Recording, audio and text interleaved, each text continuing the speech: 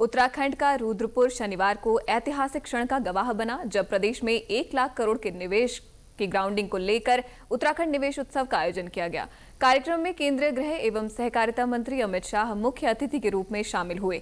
केंद्रीय गृह मंत्री ने निवेश के इस पड़ाव को उत्तराखंड के भविष्य की मजबूत नींव बताया। उन्होंने कहा, मैं जब भी उत्तराखंड आता हूं, यहां की 4 धाम संस्कृति और संतों के आशीर्वाद से नई ऊर्जा लेकर लौटता हूं।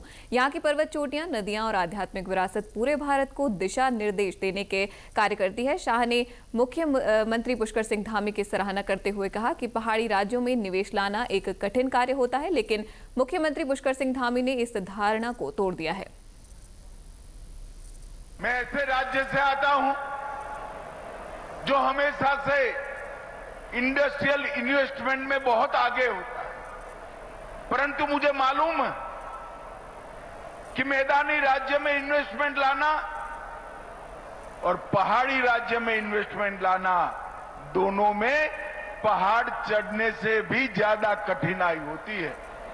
और भाई पुष्कर सिंह इसलिए अभिनंदन के अधिकारी है कि सारी विपदाओं को, सारी विपरीत परिस्थितियों को और सारी परंपरागत कल्पनाओं को तोड़ते हुए आज 1 लाख करोड़ से ज्यादा इन्वेस्टमेंट उत्तराखंड में आ चुका है।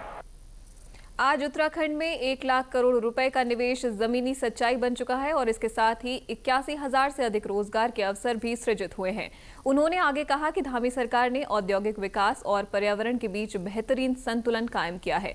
नीतियों में पारदर्शिता, क्रियान्वयन में तेजी और दूरदर्शी दृष्टिकोण से राज्य के समग्र विकास का मजबूत खाका तैयार किया गया है। कार्यक्रम के दौरान शाह ने 1,271 करोड़ रुपए की लागत की 14 विकास परियोजनाओं का शिलान्यास भी किया।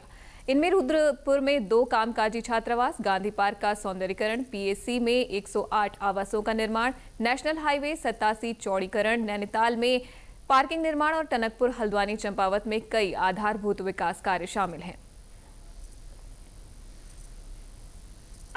आज यहां पर 5 लोकार्पण और 14 शिलान्यास हुए। 1271 करोड़ के अलग अलग काम की शुरुआत यहां पर हुई है। वहीं इस मौके पर मुख्यमंत्री पुष्कर सिंह धामी ने कहा कि आज का दिन उत्तराखंड की विकास यात्रा में स्वर्णिम अध्याय के रूप में दर्ज हो रहा है। निवेश का यह आंकड़ा केवल आर्थिक आंकड़ा नहीं है, ये प्रदेश की समृद्ध संभावनाओं और जन भागीदारी पर आधारित समेकित विकास का प्रतिबिंब है। उन्होंने केंद्रीय गृह मंत्री अमित शाह को नए भारत के लौह पुरुष की संज्ञा देते हुए कहा, आपने धारा 370 को हटाकर एक भारत श्रेष्ठ भारत की परिकल्पना को साकार किया है।